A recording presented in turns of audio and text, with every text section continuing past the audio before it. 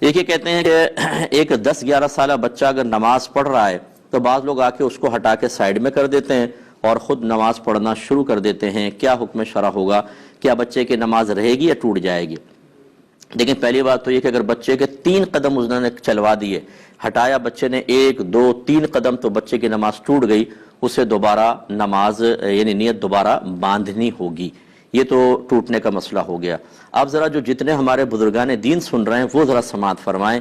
مسئلے ہمیں بالکل پتہ نہیں ہوتے، دین کی ABC ہم نے سیکھی نہیں ہوتی، لیکن یہ 45 سال سے نماز پڑھ رہے ہیں، ان کے سفید داڑھی ہے، یہ صاحب جو ہیں مسجد کے انتظامات میں حصہ لیتے ہیں، تو سب سے بڑے مسجد کے مفتی یہی ہیں. یہ جو کریں گے وہ صحیح کریں گے. اب اچھی طرح سمجھ لیں کہ شرعی مسئلہ کیا ہے. یہ یاد رکھیں کہ جو نیت کا اہل ہو، جس کو شریعت نے جس کی نیت کو ویلڈ مانا ہے، وہ مسلمانوں میں 7 سال کا بچہ ہوتا ہے. یعنی جب وہ 8ویں سال میں لگ جائے تو وہ باقاعدہ نیت کا اہل کہلاتا ہے. اس سے چھوٹا بچہ جو ہوتا ہے اگر نماز کی نیت باندھ بھی لے تو اس کی نماز نہیں کہلاتی، کیونکہ وہ نیت کا اہل نہیں ہے. ہاں اگر سمجھدار بچہ ہے 6-6.5 سال کا مثلا اور بڑا بھی لگتا ہے تو ٹھیک ہے، اس کا بھی اعتبار کرنا چاہیے، لیکن عمومی طور پہ نیت کا اہل 7 سال کا بچہ ہوتا ہے، اسی لیے اس کو سمجھدار بچہ کہتے ہیں. یہ اعلیٰ حضرت امام علیہ سنت دیگر اکابرین نے فرمایا کہ اگر تو بچے جماعت کے ہونے سے پہلے ہی 2-4 جمع ہیں تو ترتیب یہ ہوگی کہ پہلے بڑے ہوں گے پھر بچے پیچھے کھڑے ہوں گے. لیکن اگر ایسا نہیں ہے، 7 سال سے بڑی عمر کا بچہ اور وہ صف کے بیچ میں کھڑا ہو گیا، کہیں پر بھی کھڑا ہو گیا، تو چونکہ وہ نیت کا اہل ہے، اور جو نیت کا اہل ہوتا ہے وہ جماعت میں مکمل طور پہ شامل ہونے کی صلاحیت رکھتا ہے، اور اس سے قطع صف نہیں ہوگی. قطع صف اس سے ہوتی ہے، صف کٹتی اس سے ہے جو نیت کا اہل نہیں ہوتا. تو اتنا چھوٹا بچہ اگر شامل ہوتا تو اس کو پیچھے کر سکتے تھے، لیکن جو 7 سال کا بچہ ہے وہ تو نیت کا اہل ہے، جہاں چاہے کھڑا ہو جائے.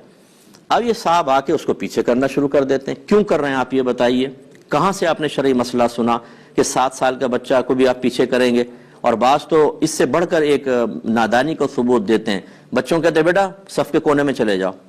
کیوں چلے جائیں؟ اگر وہ صف پہ کھڑے ہونے کے قابل نہیں ہے تو کونے میں بھی صف ہے، وہاں کیوں بھیج رہے ہیں آپ؟ لیکن کچھ پتہ نہیں ہے دین کا، کچھ پتہ نہیں ہے کہ کیا ہے مسئلہ، وہاں چلے جائیں. تو اب 10-11 سال کا بچہ تو یہ بہت بڑی عمر کا بچہ ہوتا ہے، کہاں 7 سال کہاں 10-11 سال کا بچہ. اسے پیچھے کرنے والا گناہ کبیرہ کا مرتکب ہے، شدید گناہ کبیرہ.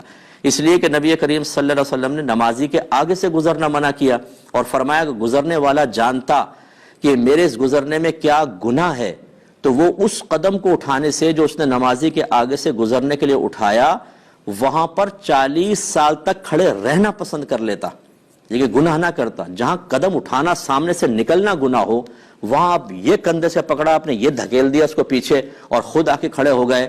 یہ اتنا بڑا حرام اور گناہ کبیرہ جو آپ کر رہے ہیں، اس کے کوئی آخرت میں وبال نہیں ہے. لیکن چونکہ آپ کی داڑھی ہے، چونکہ آپ 45 سال سے نمازیں پڑھ رہے ہیں، کیونکہ آپ کے بال سفید ہو گئے ہیں، اس لیے جو چاہے کریں. تو اس لیے جو ہمارے ایسے بزرگ سن رہے ہیں، کوئی میرا خدا نہ خواستہ کسی کی تحقیر کرنا مقصود نہیں ہے، لیکن جو جہالت کا مظاہرہ کرے گا اس کو عزت دینے کا بھی شریعت نے حکم نہیں دیا ہے. ایسے لوگوں کو خدا کا خوف کرنا چاہیے. اور بچے ویسے ہی ہمارے مسجدوں میں نہیں آتے، یہ اس قسم کے لوگ جو ڈانٹ ڈپٹ کے ادھر جاؤ، کونے میں جاؤ، کیوں بیچ میں کھڑے ہوئے، پیچھے دھکا دے رہے ہیں، بچے مایوس ہو کے چلے جاتے ہیں. اس سے بہتر ہے کہ آپ مسجد میں نہ آئیں، کیونکہ آپ کو پتہ ہی نہیں کہ کیا کرنا ہے کیا نہیں کرنا، آپ الٹا گناہگار ہوں گے. آخری وقت اپنا وہاں پہ اپنے گھر پہ اللہ اللہ کریں، یہ زیادہ بہتر ہے آپ کے لیے. چہ جائے کہ آپ بغیر علم کے مسجد میں آ کے فتنہ فساد کریں. بعض اوقات بچے اتنا شور نہیں کرتے جتنے اس قسم کے لوگ شور مچاتے ہیں. اتنا شور ہوتا ہے، چیخ چیخ کے بچوں کو کہہ رہے ہوتے ہیں. بھائی اگر وہ بچے شور مچا رہے ہیں مسجد میں، غلط کر رہے ہیں، لیکن آپ جو ڈبل شور مچا رہے ہیں وہ تو خلاصہ کلام یہ ہے کہ برا نہ مانیں. ہمارے الفاظ بعض اوقات آپ کو سخت محسوس ہوں گے، لیکن اگر نبی کریم صلی اللہ علیہ وسلم ایسی چیز ملاحظہ فرماتے تو آپ اسی طرح جلال میں تشریف لاتے ہیں. اصل میں ہم نے تو پڑھی نہیں حدیثیں، سرکار کی رحمت کے واقعات تو پڑھے ہیں، ذرا جلال کی بھی پڑھ لیں کہ نافرمانی رب پہ سرکار صلی اللہ علیہ وسلم کس طرح جلال میں تشریف لاتے تھے. یہ اس وجہ سے ہماری مسجدوں کا بیڑا غرق ہو چکا ہے.